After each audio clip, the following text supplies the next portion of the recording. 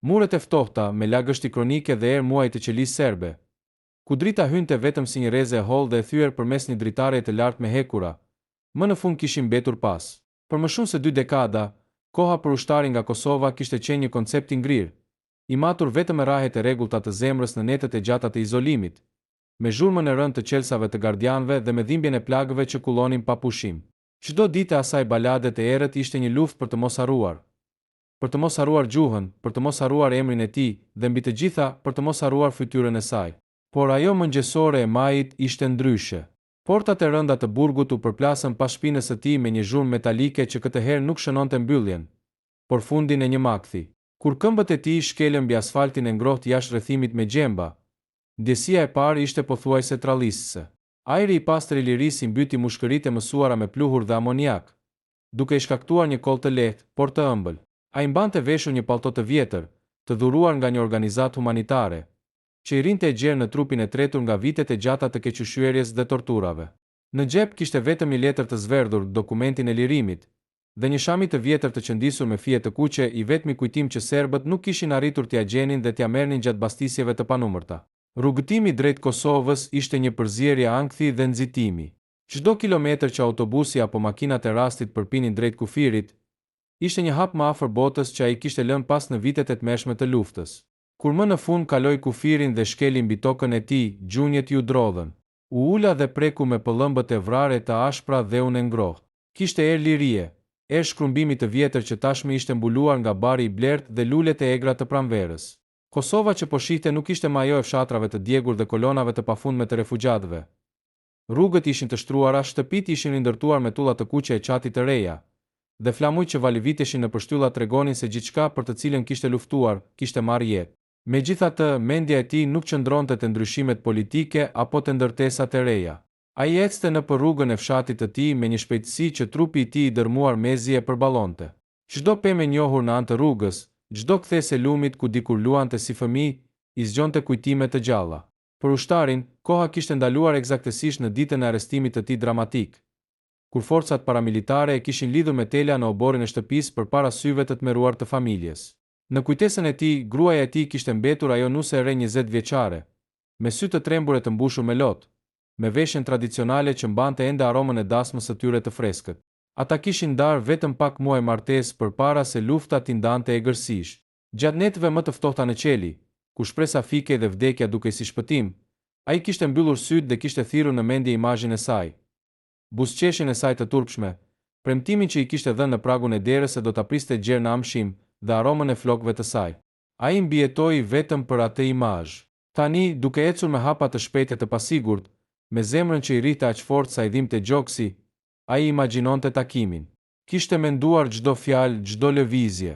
Do të futej në obor, ajo do të ishte duke nderu rrobat ose duke punuar në kopsh. Do t'i lëshonte gjërat nga dora, do të bërtiste nga gëzimi dhe do të vraponte drejt tij.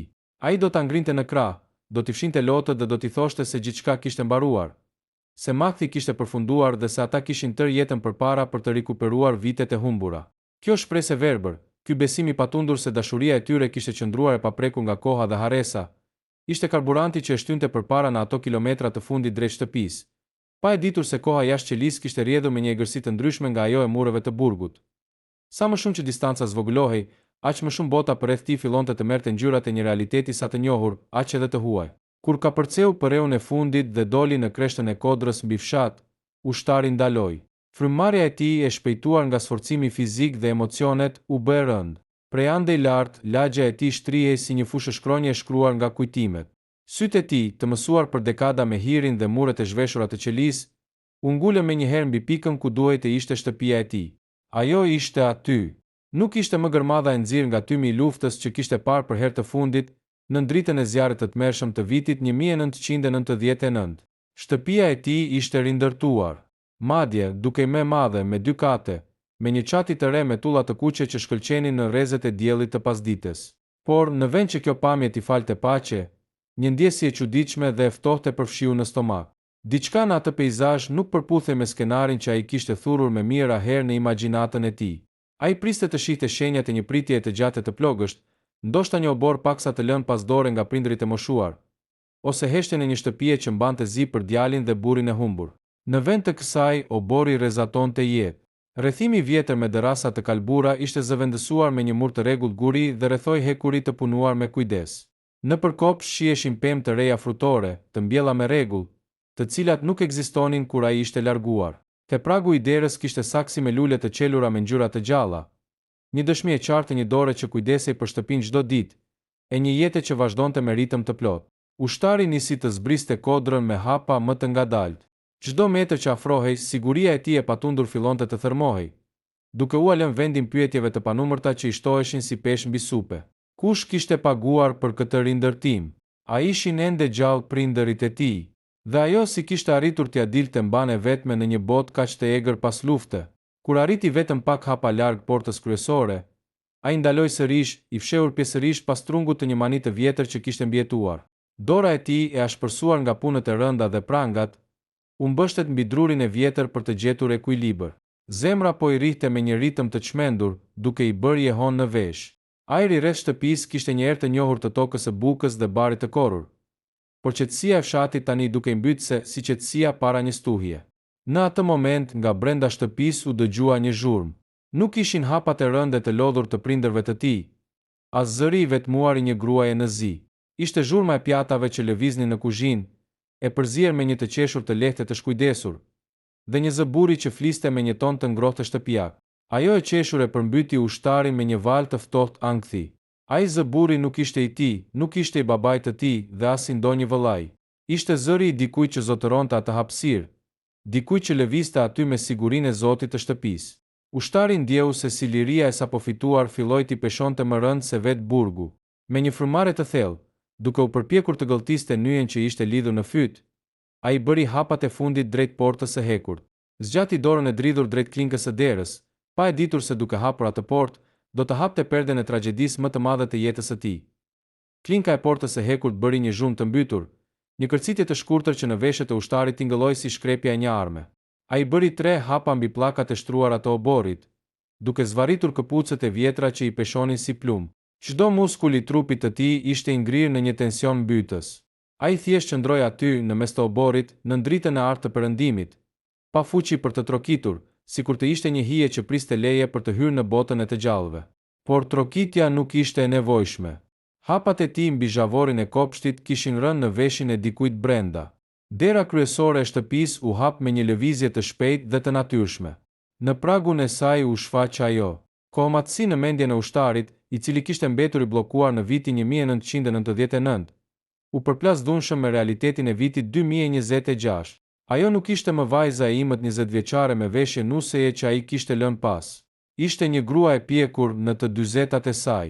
Flokët e saj të gjatë që dikur i derdheshin mbi supe, tani ishin të mbledhur thjesht, dhe nëpër ta dalloheshin fillesa të argjenta kronike të një jete me brenga. Sytë e saj, të njëjtët sy të zinj që ai i kishte pikturuar në muret e qelisë çdo natë, mbanin rrudha të holla rreth këndeve. Ajo doli në prag me një pecet kuzhine në duar, duke fshirë gishtat, me sigurinë e një shtëpiakeje që pret një fqinjë apo një postier. Por kur sytë e saj u ngritën dhe u ndeshën me vështrimin e tij, lëvizja e duarve të saj nriu. Peceta i rëshiti nga gishtat dhe ra për tokë pa asnjë zhurmë. Ajri u zbraz nga oksigjeni. Për disa sekonda të pafundme, dëgjohej vetëm fshfëritja e lehtë e gjetheve të manit nga era e mbrëmjes. Sytë e saj u zgjerua nga një tmerr i pastër, një mosbesim aq i madh saqë ajo bëri një hap pas, duke u mbështetur pas kornizës së derës që të mos rrëzohej. Ngjyra e fytyrës ju zbardh si qefin. Për të, burri që qëndronte në oborrin e saj me rroba të gjerë, flokë të thyer e të thinjur dhe me sy të fundosur nga vuajtja, nuk ishte një njeri i gjallë. Ishte një fantazm. Ishte burri i saj i parë, djaloshi që e kishin shpallur të vdekur, që kishte një varr simbolik në varrezat e dëshmorëve të fshatit, dhe që tani po kthehej nga bota e përtejme. Ti, pëshpëriti ajo, por zëri nuk i doli nga fyti, ishte vetëm një lëvizje e buzëve të thata. Ushtari bëri një gjysmë hapi përpara, duke zgjatur një dorë të dridhur drejt saj. Unë jam u ktheva, tha ai me një zë të ngjirur, të mbytur nga lotët që po i digjnin syt. Ai donte të vraponte, ta pushtonte, t'i thoshte se ja doli mban vetëm për të. Por përpara se ai të mund të thoshte një fjalë tjetër, apo që ajo të gjente forcën për të bërtitur, një hije e dytë u shfaq në korridorin e ndriçuar pas saj. Kush është e dera, e dashur? A erdhi dikush? Pyeti një zë i ngrohtë, i qetë, me tonalitetin e një burri që ndodhet në territorin e tij të sigurt. Një burr tjetër me rroba shtëpie të rehatshme doli pranë saj. Ai kishte një vështrim të qiltër dhe fillimisht buzëqeshi, por kur ndjeu ngurtësimin prej akullit të gruas dhe papamjen e tmerruar të saj, buzëqeshja ju fshir nga fytyrë. Ai hodhi shikimin të ushtari i panjohur në obor. Në atë çast, burri i ri vuri re dorën e gruas që po dridhej në mënyrë të kontrollueshme, dhe me një lëvizje mbrojtëse, pothuajse instinktive, ai e kapi atë nga krahu për ta mbajtur. Ajo lëvizje e thjeshtë, ajo dorë një burri tjetër që prekte krahun e saj me të drejtën e bashkëshortit, ishte thika që ja preu ushtarit çdo shpresë. Koha, që kishte ngrirë për 20 e ca vite në qelinë e Serbisë, u përplas mbi të mepeshën e një mali që shembet. Ai nuk po kthehej në shtëpinë e tij. Ai sapo kishte hyrë pa ftesë në shtëpinë e dikujt tjetër. Në atë sekond bota u përmbys. Obori i shtëpisë, që pak më parë rrezatonte ngrohtësi pranverore, u shndërrua në një arenë të një heshtjeje mbytëse dhe të dhimbshme. Askush nuk lëvizi. Lotët që kishin ngrirë në sytë e gruas filluan të rridhnin pa zë, duke vijëzuar faqet e saj të zbehta. Ajo shikonte ushtarin, dashurinë e saj të parë, djaloshin me të cilin kishte thurur ëndrat e rinisë, dhe pastaj shikonte burrin pranë saj, njeriun që i kishte shtrirë dorën kur ajo po mbytej në vetmi dhe dëshpërim. Burri i ri, i cili fillimisht kishte qenë i hutuar, nisi të kuptonte gjithçka nga tiparet e fytyrës së ushtarit, nga rrobat e vjetra të lirimit dhe mbi të gjitha nga reagimi tronditës i bashkëshortes së tij. Ai kishte dëgjuar për historitë të zhdukurve, kishte parë fotografi të vjetra të djalit që dikur kishte jetuar në këtë shtëpi. Por askush nuk kishte besuar se pas 27 vitesh, nga ato qelit e errta mund të kthehej ende dikush i gjallë. Dora e tij mbi krahun e saj u lëshua ngadalë, jo nga zemërimi, por nga një respekt i thellë dhe një tmerr i pastër për tragjedinë që po shpalosej para syve të tij. Gjatë minutave që vijuan brenda asaj dhome të ndenjes ku ulën të tre, e vërteta doli në dritë si një robe grisur që nuk mund të qepej më. Zëri i saj ishte një përshpërim e thyer nga ngesat e vajit, teksa shpjegonte vitet e gjata të mungesës së tij. Të kërkuam kudo, tha ajo, me duar që i shtrëngonte pas gjoksit, sikur po përpiqej të mbante mbyllur një plag që po i rrite gjak. Kryqi i kuq, shoqatat e të pagjeturve, zyrtarët. Çdo listë që vinte nga Serbia fillonte dhe mbaronte pa emrin tënd. Kur kaluan 10 vjet, pastaj 15 prindërit e tu u shuan nga mbytyja e mallit dhe dëshpërimit. Ata vdiqën duke thirrur emrin tënd. Ajo u ndal për të marrë frymë, pa guxim ta shihte drejtë në sy. Ushtari dëgjonte me kokën e varur, ndërsa çdo fjalë e saj i shpërtente në shpirt si një predhe vonuar lufte. U mbeta fillikat, vazhdoi ajo, me një zë që mbante peshën e një vetmie të pafundme. Shtëpia ishte rënuar, jeta pas lufte ishte e egër. Të prita, betohem që të prita deri në kufit e marrëzisë. Çdo natë shihja portën, çdo zhurmë hapi jashtë më dukej si e jotja. Por koha nuk ndalonte. Njerëzit më thoshin se duhej të vazhdoja, se ti ishe në një botë më të mirë. Kur ky burr erdhi në jetën time, ai nuk erdhi për të zëvendësuar ty. Ai erdhi për të mbledhur thërimet e një gruaje të thyer. Ai më ndihmoi të rindërtoja këtë shtëpi, më dha një arsye për të mos u dorëzuar. Ushtari ngriti syt dhe shikoi rreth e rrotull. Mbi komodin pranë televizorit pa një fotografi të re familjare. Ajo, burri i ri dhe 2 fëmijë që buzëqeshnin të lumtur. Në atë çast ai e kuptoi plotësisht realitetin e hidhur. Nuk kishte tradhti në këtë mes. Nuk kishte pabesi. Kishte vetëm një lojë të mizorshme të fatit dhe të kohës. Lufta nuk i kishte marrë vetëm rinin dhe lirin. I kishte marrë edhe të drejtën për të pasur një të ardhme me gruan që donte. Ajo kishte rindërtuar një jetë të re mbi gërmadhat e së kaluarës dhe në atë jetë të re, për të nuk kishte më vend. Ai ishte thjesht një i vdekur që kishte harruar të vdiste në kohën e duhur. Heshtja që pasoi fjalët e saj ishte më e rëndë se çdo gjë që ushtari kishte përjetuar ndonjëherë. Në atë dhomë, ku çdo cep mbante erë të një jetese të cilën ai nuk e kishte ndërtuar, dhimbja u bë pothuajse fizike. Ai shikonte duart e tij të ashpra që kishin mbajtur armën për lirinë e këtij vendi dhe që kishin duruar prangat e armikut, dhe kuptoi se betejë e tij më e vështirë po zhvillohej pikërisht tani në paqe. Ai hodhi një vështrim të fundit nga dritarja e kuzhinës. Jashtë drita e hongut po shuhej ngadalë, duke u lënë vendin hijeve të mbrëmjes.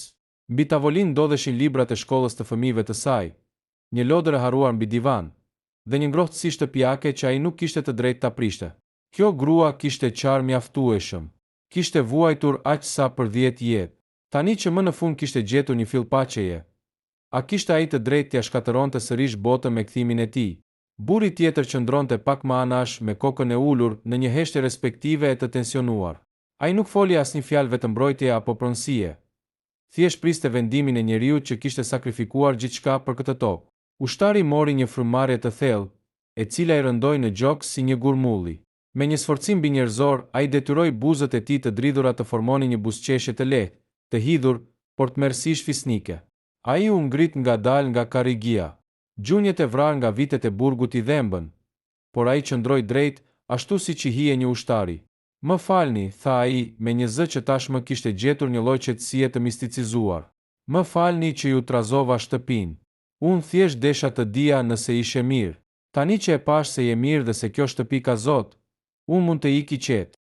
Jo, Nuk mund të ikësh kështu ku do të shkosh? Bërtiti ajo me slotësh duke bërë një hap drejt tij. E përfshir nga një ndjenjë të mëshme faji që nuk i takonte. Ushtari bëri një hap pas, duke ngritur dorën me butësi për ta ndaluar. Unë jam ushtar, tha ai thjesht. Toka për të cilën kam luftuar është e lirë. Ky fshat është i lirë. Kjo më mjafton. Ti ke jetën tënde tani, dhe unë nuk kam ardhur për të marrë asgjë mbrapsht. Ai u kthye, mori çantën e tij të vjetër prej pëlhure që e kishte lënë pranë derës dhe doli në obor. Ajo e ndoqi deri te pragu, duke shtrënguar kornizën e derës me trupin që i dridhej nga dënesat. Burri i saj i ri doli pasaj, duke i vendosur një dorë mbi supe për ta mbajtur, me një vështrim mirënjohje të thellë dhe dhimbje ndaj ushtarit që po largohej. Ushtari eci përgjatë shtegut të gurtë, hapi portën e hekur që këtë herë nuk bëri zhurmë, dhe doli në rrugën e fshatit. Ndërsa errësira e natës fillonte të mbulonte Kosovën, ai nisi të ngjiste sërish kodrën në të njëjtën rrugë nga erdhi. Ai nuk ktheu kokën pas asnjëherë. Çdo hap që bënte larg asaj shtëpie ishte një plagë re në zemër, por në të njëjtën kohë ishte sakrifica e tij e fundit dhe më e madhe për gruan që kishte dashur më shumë se jetën, dhurimi i paqes. Lufta e tij kishte përfunduar vërtet. Ai po futej në natën e ftohtë, i vetëm, pa një shtëpi ku të kthente kokën dhe pa një të kaluar ku të mbështetej. Por me dinjitetin e paprekur të një njeriu që fitoi lirinë e Adheut, ndonse humbi botën e tij.